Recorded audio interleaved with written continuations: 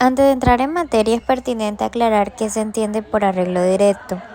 La etapa de arreglo directo es una etapa en la que se busca que las partes de mutuo acuerdo logren resolver su diferencia. Es aquella que se desarrolla cuando presentado un conflicto colectivo de trabajo que pueda dar por resultado la suspensión del trabajo o que deba ser solucionado mediante arbitramiento obligatorio. Los trabajadores presentarán al empleador el pliego de peticiones que formulan hasta que se logre un acuerdo o hasta la declaratoria y el desarrollo de la huelga o el sostenimiento de las diferencias a un tribunal de arbitramiento.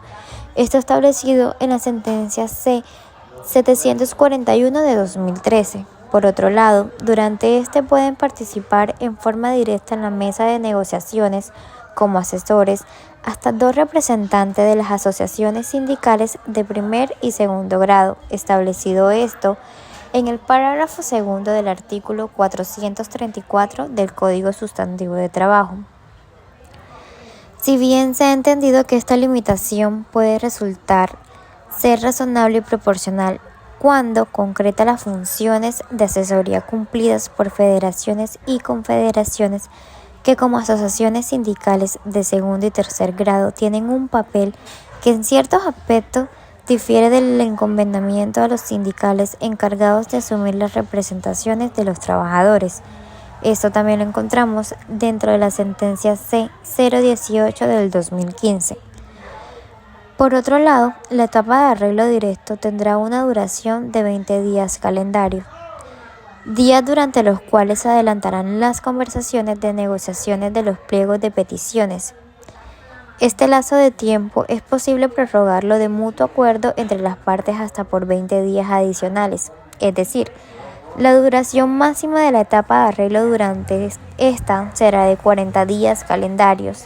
Esto también lo encontramos establecido en el artículo 434 del Código Sustantivo de Trabajo. En este caso, la prórroga debe ser consignada en dicho acta. Los negociadores de los trabajadores se entenderán investidos de plenos poderes para adelantar dichas negociaciones. En primera etapa del trámite de negociación se harán constar en actas de acuerdos que produzcan, las cuales deberán ser suscritas a medida que avanzan las conversaciones y las cuales tendrán un carácter definitivo.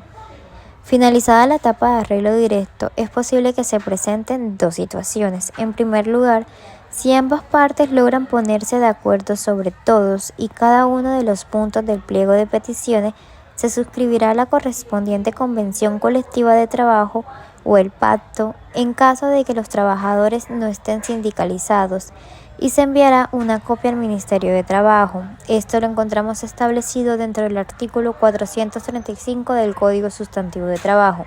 De esta manera terminará el conflicto colectivo. Y en segundo lugar, tenemos en que el evento en el que el momento de cumplirse el plazo de la etapa de arreglo directo existan diferentes sobre alguno o algunos puntos del pliego de peticiones, las partes deberán suscribir un acta final en la cual se expresará el estado en que quedaron las conversaciones sobre el pliego de peticiones. Mencionamos anteriormente, la etapa de arreglo directo es un proceso fundamental en las relaciones laborales, especialmente en el contexto de la negociación colectiva, ya que representa una oportunidad para que empleadores y trabajadores resuelvan sus diferencias de manera directa y pacífica antes de recurrir a mecanismos más formales. A lo largo de la evolución de las relaciones laborales, diversos doctrinantes han realizado aportes significativos a la comprensión y el desarrollo de esta etapa. A continuación mencionaré algunos de ellos cuyos trabajos han sido fundamentales para configurar el marco teórico y práctico del arreglo directo. Sidney Webb y Beatrice Webb fueron reconocidos sociólogos británicos, fundadores de la London School of Economics, que realizaron importantes contribuciones al estudio de relaciones laborales y negociaciones colectivas. Sus obras como Historia del sindicalismo destacaron la importancia de la negociación como un mecanismo para resolver conflictos y mejorar las condiciones laborales. Propusieron que el Estado debía jugar un papel activo en la resolución de conflictos laborales, estableciendo marcos legales y mecanismos de mediación para facilitar la negociación entre trabajadores y empleadores. Estos Creían que la investigación social era fundamental para comprender los problemas laborales y diseñar políticas públicas efectivas. John Commons, un importante economista institucionalista estadounidense que desarrolló la teoría de la negociación colectiva basada en la idea de que los conflictos laborales son inherentes al sistema capitalista. Para la negociación colectiva no era solo un intercambio económico, sino un proceso social complejo, influenciado por factores históricos, culturales y políticos. Desarrolló una teoría del derecho colectivo del trabajo, en la que los sindicatos son vistos como instituciones fundamentales para proteger los intereses de los trabajadores. Adolf Stortmann fue un sociólogo alemán que realizó estudios comparativos de los sistemas de relaciones laborales en diferentes países, identificando las similitudes y diferencias entre ellos. Enfatizó que los sistemas de negociación colectiva eran fuertemente influenciados por el contexto histórico y político y económico de cada país. Abogó por una mayor participación de los trabajadores en la toma de decisiones de las empresas como una forma de mejorar las relaciones laborales. Richard E. Walton y Robert B. McKenzie fueron autores estadounidenses que desarrollaron un modelo de negociación que se ha convertido en el referente en el campo. Distinguieron 4 tipos de negociación: la distributiva, integrativa, actitudinal e intraorganizacional. Estos enfatizaron la importancia de buscar soluciones mutuamente beneficiosas en lugar de centrarse únicamente en la distribución de recursos.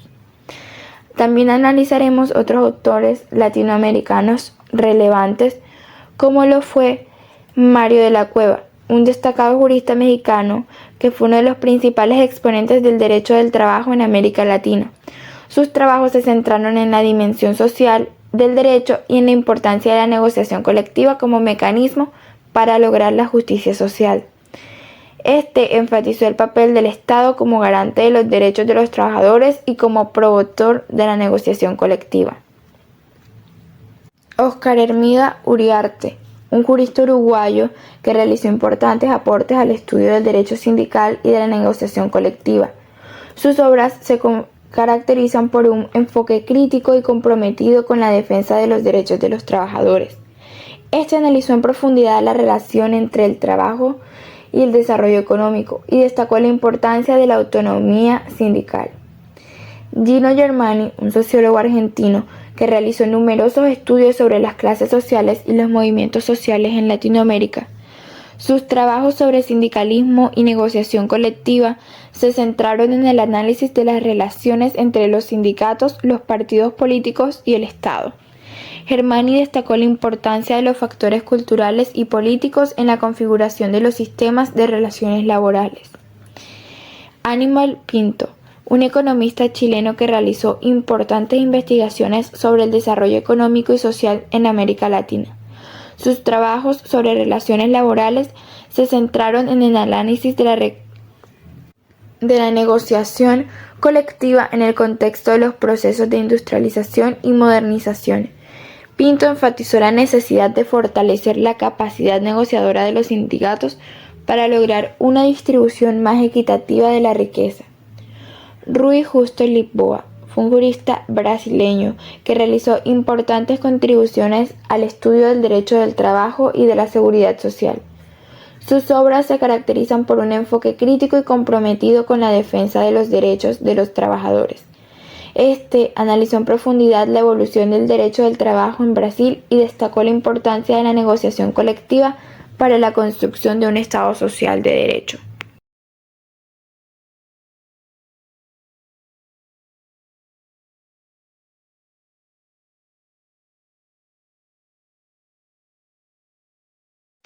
La sentencia T-248 del 2014 de la Corte Constitucional de Colombia es un fallo trascendental que refuerza el derecho de asociación sindical, un derecho fundamental reconocido tanto a nivel constitucional como en convenios internacionales suscritos por el país. Este caso surgió cuando la empresa Ecodiesel Colombia S.A. sancionó a varios trabajadores por participar en actividades sindicales, lo que motivó una acción de tutela por considerar vulnerado el derecho de asociación. La Corte Constitucional en esta sentencia reafirmó que el derecho de asociación sindical es esencial para la defensa de los intereses de los trabajadores y para el equilibrio de poder en las relaciones laborales. Este derecho no solo permite que los trabajadores se agrupen para defender sus derechos, sino que también es un mecanismo para la protección de su dignidad y bienestar. Además, subrayó que este derecho no puede ser restringido o condicionado por parte de los empleadores, ya que hacerlo sería violentario de los principios de libertad y autonomía sindical. Uno de los puntos claves de esta sentencia es que la Corte recordó la prohibición de prácticas antisindicales, como las represalias por parte de los empleadores contra quienes decidan afiliarse a un sindicato o participar en actividades sindicales. En este caso, la sanción impuesta a los trabajadores por ejercer sus derechos fue considerada una violación a la libertad de asociación, lo que llevó a la Corte a ordenar el restablecimiento de sus derechos. Es importante destacar que la Corte también puso énfasis en que el Estado tiene un deber especial de garantizar este derecho y proteger a los trabajadores contra cualquier tipo de discriminación o persecución sindical. Además, hizo un llamado a las empresas a respetar el papel de los sindicatos como interlocutores legítimos en las relaciones laborales. En conclusión, la sentencia T-248 del 2014 refuerza la importancia del derecho de asociación sindical como un pilar de la democracia y la justicia social en Colombia. Este fallo no solo protege los derechos individuales de los trabajadores, sino que también promueve el fortalecimiento de los sindicatos como actores claves en la defensa de los derechos laborales. La Corte Constitucional dejó claro que cualquier intento de limitar este derecho fundamental constituye una violación grave de los principios constitucionales que rigen el país. Por otro lado, la sentencia C-330 del 2012, emitida por la Corte Constitucional de Colombia, es un fallo fundamental en la protección de los derechos colectivos de los trabajadores, específicamente en lo que respecta al conflicto colectivo de trabajo. En este caso, la Corte analizó la constitucionalidad de una norma que limitaba los derechos de los trabajadores a la negociación colectiva y a la huelga en ciertos sectores de la economía. El conflicto colectivo de trabajo es una herramienta central para que los trabajadores puedan defender sus derechos e intereses frente a los empleados.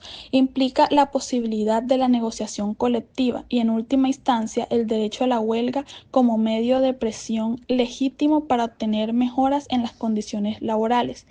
La Constitución de 1991 y los convenios internacionales ratificados por Colombia, como los de la Organización Internacional de Trabajo, reconocen estos derechos como fundamentales. En la sentencia C-330 del 2012, la Corte Constitucional revisó una disposición del Código Sustantivo del Trabajo que restringía el derecho a la huelga en servicios esenciales, un concepto que incluye sectores cuya interrupción afectaría gravemente la sociedad, como la salud o la seguridad pública.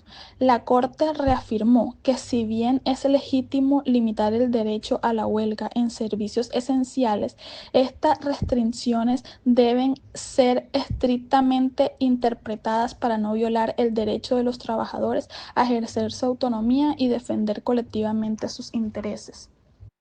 El fallo señaló que no todas las actividades dentro de un sector esencial pueden ser consideradas esenciales para restringir la huelga. La Corte instó a que las limitaciones fueran proporcionales y específicas, permitiendo que los trabajadores en sectores no críticos pudieran ejercer su derecho a la huelga. Esta decisión busca equilibrar la protección de los derechos fundamentales de los trabajadores y la garantía de la prestación de servicios esenciales para la comunidad.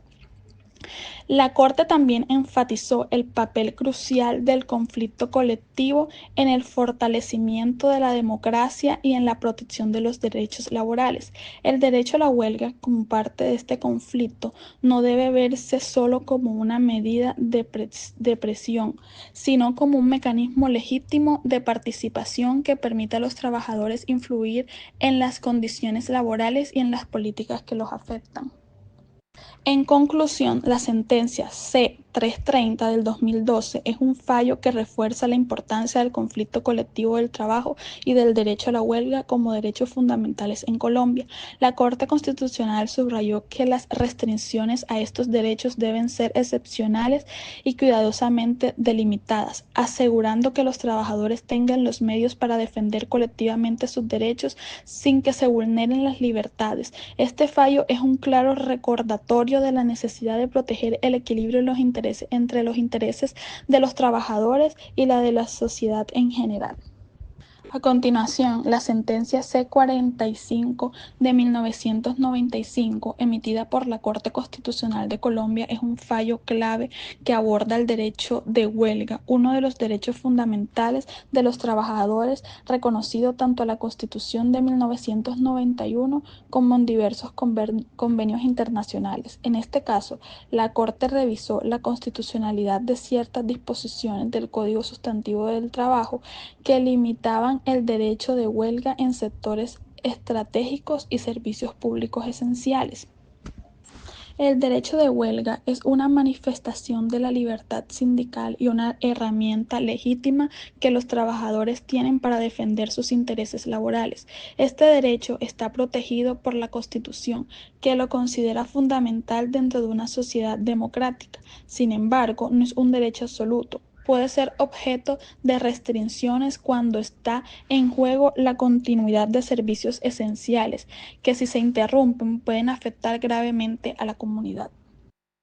En la sentencia C-450 de 1995, la Corte Constitucional analizó la definición de servicios públicos esenciales y la justificación de las limitaciones del derecho de huelga en dichos sectores. La Corte estableció que las restricciones del derecho de huelga deben de estar justificadas de manera rigurosa y que no cualquier sector puede ser considerado esencial. Para limitar este derecho, solo algunas actividades cuya interrupción afecte gravemente derechos fundamentales de terceros, como la vida, la salud, la seguridad pública, pueden ser sujetas a limitaciones. El fallo fue contundente en afirmar que la protección del derecho de huelga es fundamental en una democracia, ya que permite a los trabajadores ejercer presión legítima en sus demandas colectivas. Además, la Corte recordó que cualquier restricción debe ser proporcional, lo que implica que las limitaciones no pueden ser más amplias de lo estrictamente necesario para proteger los derechos fundamentales que puedan verse afectados por la huelga. Es importante destacar que la Corte Constitucional también llamó la atención sobre la necesidad de garantizar alternativas efectivas para la resolución de conflictos laborales en los sectores donde la huelga está restringida. Esto implica fortalecer mecanismos de negociación colectiva, conciliación y arbitraje que permitan a los trabajadores defender sus derechos sin necesidad de recurrir a la huelga. En resumen, la sentencia C-450 de 1995 reafirma el derecho de huelga como un pilar fundamental en las relaciones laborales y la democracia. Si bien reconoce que existen sectores donde este derecho puede ser limitado, la Corte subraya que estas restricciones deben ser claras, justificadas y proporcionales. Este fallo es un recordatorio de la importancia de proteger el equilibrio entre los derechos de los trabajadores y los intereses de la comunidad, garantizando siempre que los trabajadores tengan mecanismos efectivos para defender sus derechos laborales.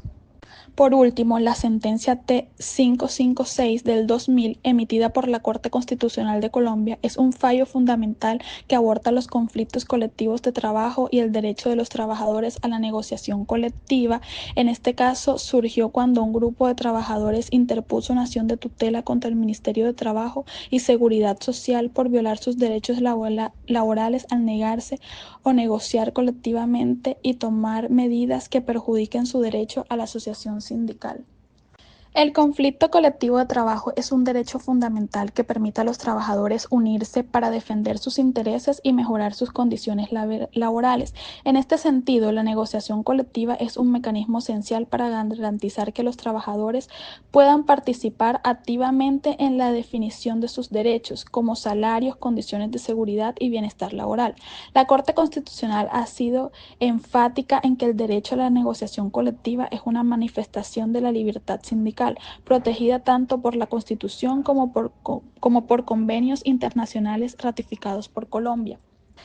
Esta sentencia estudió el caso de unos trabajadores que buscaban mejorar sus condiciones a través de la negociación colectiva, pero su empleador se negaba a reconocer su sindicato y a negociar la buena fe. La Corte concluyó que esta negativa vulneraba los derechos fundamentales de los trabajadores, particularmente el derecho a la asociación sindical y a la negociación colectiva. Uno de los puntos más importantes de esta sentencia es la afirmación de la Corte de que los empleadores tienen el deber de actuar de buena fe durante los conflictos colectivos. Esto significa que no solo deben aceptar la negociación cuando se plantea, sino que deben hacerlo de manera constructiva, con el objetivo de alcanzar acuerdos que beneficien tanto a los trabajadores como a la empresa. En este caso, la Corte Constitucional no solo protegió el derecho a la negociación colectiva, sino que también destacó la importancia del diálogo social y la búsqueda de soluciones pacíficas a los conflictos laborales. Este fallo refuerza que el conflicto colectivo es un elemento esencial en las relaciones laborales modernas y que los empleadores no pueden bloquear el ejercicio de este derecho sin vulnerar las garantías constitucionales de los trabajadores. Para iniciar es necesario mencionar que la etapa de arreglo directo es una fase fundamental dentro de los conflictos colectivos laborales. Esta está diseñada para permitir que empleadores y trabajadores intenten llegar a un acuerdo sin recurrir a medidas más drásticas como lo es la huelga o el tribunal de arbitramiento. Según la legislación laboral colombiana, esta etapa se activa con la presentación del pliego de peticiones por parte de los trabajadores y está sujeta a plazos y procedimientos específicos que ambas partes deben cumplir respetando el principio de buena fe. A continuación les voy a exponer varias sentencias de la Corte Suprema de Justicia que abordan la importancia de esta etapa y los casos en los que su incumplimiento llevó a decisiones judiciales trascendentales. En el caso de la sentencia SL 6732 de 2015, la cual surge a raíz del despido de Orlando Antonio Vanegas Hernández por parte de la compañía Galletas Noel S.A., el trabajador alegó que el despido ocurrió mientras estaban en un curso el conflicto colectivo, promovido por los sindicatos Asproval y Sintra Alimenticia. El demandante solicitó la conformación de un comité de conciliación y arbitramiento para revisar su caso antes del despido, pero la empresa lo rechazó al no permitir que los representantes del trabajador fueran del sindicato al que pertenecía. Aquí, la Corte Suprema subraya la importancia de la etapa de arreglo directo en los conflictos laborales, mencionando que una vez era presentado el pliego de peticiones, el empleador tiene la obligación de recibir a los delegados de los trabajadores dentro de las 24 horas siguientes. Esta etapa es el primer intento para solucionar el conflicto sin recurrir, como les mencioné anteriormente, a medidas más drásticas como lo es una huelga o el arbitramiento. Las conversaciones deben comenzar dentro de los 5 días hábiles siguientes a la presentación del pliego de peticiones, con una duración inicial de 20 días calendario que puede ser prorrogada por otros 20 días si ambas partes lo acuerdan. En este proceso se establece que la etapa de arreglo directo no se cumplió de manera efectiva, ya que la empresa no permitió una negociación en igualdad de condiciones. Asimismo menciona que el tribunal de arbitramiento no había emitido un laudo arbitral al momento del despido. Por ende, la Corte concluyó que el despido fue injustificado, ya que el conflicto colectivo seguía vigente y no se había agotado la etapa de arreglo directo. También destacó que el despido de un trabajador mientras persiste un conflicto colectivo puede violar el fuero circunstancial, que es aquel que protege a los trabajadores involucrados en negociaciones colectivas.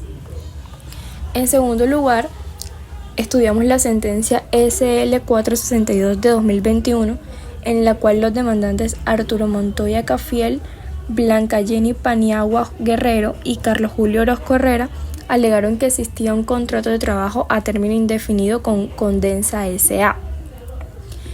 y que fueron despedidos sin justa causa mientras se encontraban protegidos por el fuero circunstancial. El conflicto se originó cuando el sindicato Redes, al que pertenecían los trabajadores, presentó un pliego de peticiones y no se alcanzó un acuerdo en la etapa de arreglo directo. Y en este caso la Corte reiteró que la etapa de arreglo directo es un procedimiento clave dentro de las negociaciones colectivas y que debe respetarse para evitar la escalada de conflictos. La norma establece que una vez presentado el pliego de peticiones, el empleador debe reunirse con los delegados sindicales en el plazo establecido. Y asimismo demostró que la empresa no respetó las formalidades de esta etapa y la negociación se vio interrumpida por los despidos. La Corte subrayó que si al finalizar la etapa de arreglo directo no se logra un acuerdo, las partes deben firmar una acta final que registre los puntos en los que se llegaron a un acuerdo y las diferencias restantes. En este caso, al no cumplirse con las obligaciones de la etapa de arreglo directo y proceder en los despidos, la empresa violó el fuero circunstancial y esto llevó a que la Corte ordenara el reintegro de los trabajadores y el reconocimiento de los salarios y prestaciones dejados de percibir. En siguiente lugar tenemos la sentencia SL 3453 del año 2022, la cual involucra un conflicto laboral en una clínica donde los trabajadores estaban organizados en un sindicato y presentaron un pliego de peticiones para mejorar sus condiciones laborales. Y durante la etapa de arreglo directo, las negociaciones no lograron llegar a un acuerdo, lo que llevó a la convocatoria de un tribunal de arbitramiento obligatorio. La falta de disposición de la empresa para negociar de buena fe hizo que se prolongara el conflicto afectando a los trabajadores. Y en esta sentencia la Corte logra enfatizar nuevamente que la etapa de arreglo directo es el paso inicial y esencial en el proceso de la resolución de conflictos colectivos. La presentación del pliego de peticiones activa en esta etapa, la cual conforme al Código Sustantivo del Trabajo tiene una duración de 20 días de calendario y que, como mencioné anteriormente, se puede prorrogar si ambas partes están de acuerdo. Si no se lleva a un acuerdo, se debe firmar una acta que refleje tanto los acuerdos como los puntos en los que no se logró un consenso. Y en este caso, al no haberse alcanzado un acuerdo en la etapa de arreglo directo, el conflicto fue llevado al Tribunal de Arbitramiento, lo que es el siguiente paso legal en la resolución del conflicto. Aquí la Corte también resalta que la empresa mostró la falta de interés en negociar, lo que contribuyó a una extensión totalmente innecesaria del conflicto. Y asimismo refleja en su fallo que las empresas tienen la obligación de negociar de buena fe durante la etapa de arreglo directo y que la omisión de este deber puede llevar a sanciones y resoluciones judiciales adversas. Por último, la sentencia SL 2140 de 2023 nos presenta el caso de un trabajador que fue despedido durante una negociación colectiva en curso. El trabajador argumentó que su despido fue justificado y que se había violado el fuero circunstancial que lo protegía debido a su participación en un conflicto colectivo, y la empresa, por su parte, alegó que el despido estaba justificado por razones ajenas al conflicto colectivo. Aquí la Corte analizó cuidadosamente el proceso de la negociación colectiva y la etapa de arreglo directo, señalando que la presentación del pliego de peticiones marcó el inicio de la etapa de arreglo directo durante las cuales las partes debieron intentar resolver el conflicto mediante el diálogo. Y reafirmando que las partes tienen 20 días calendarios con la posibilidad de prórroga de otros 20 días si así lo acuerdan, y que si no se alcanza un acuerdo, las partes deben firmar el acta final indicando los documentos en los que se presentaron acuerdos y desacuerdos, como les mencioné anteriormente. En este caso, la empresa no respetó los plazos ni el procedimiento de la etapa de arreglo directo y procedió con el despido antes de que se agotaran todas las instancias de negociación. Por ende, la Corte concluyó que el despido fue injustificado porque la etapa de arreglo directo aún no había concluido y el trabajador estaba protegido por el fuero circunstancial. El tribunal destacó que los empleadores no pueden despedir a los trabajadores involucrados en un conflicto colectivo durante esta etapa, ya que el fuero circunstancial está diseñado precisamente para protegerlos durante el proceso de negociación. Así podemos observar que en todo el estudio de las jurisprudencias mencionadas anteriormente, todos los trabajadores se encontraban acogidos por el fuero circunstancial y todos presenciaron o fueron víctimas de un despido injustificado, sin agotar o con discusiones frente a la etapa de arreglo directo. Una conclusión general a la que podemos llegar a partir del estudio de esta jurisprudencia también es que la Corte Suprema de Justicia subrayó la importancia del arreglo directo como el primer paso de la resolución de conflictos colectivos del trabajo, y esto lo vemos reflejado en todas estas sentencias que son secuenciales y guardan relación en el tiempo, ya que estudiamos una del 2015, seguimos con una del 2021, del 2022 y del 2023. Es importante resaltar que esta etapa de arreglo directo busca evitar la judicialización o la escalada de los conflictos mediante el diálogo y la negociación, y que sin embargo cuando las empresas no respetan esta fase, ya sea por no cumplir los plazos como lo vimos anteriormente o por despedir a los trabajadores protegidos por el fuero circunstancial, la Corte ha intervenido para restablecer los derechos de los trabajadores. Y estas sentencias son claves y ejemplos claros de que se confirma el cumplimiento de esta etapa, que se confirma lo fundamental que es el cumplimiento de esta etapa para garantizar una negociación justa y evitar la vulneración de los derechos laborales.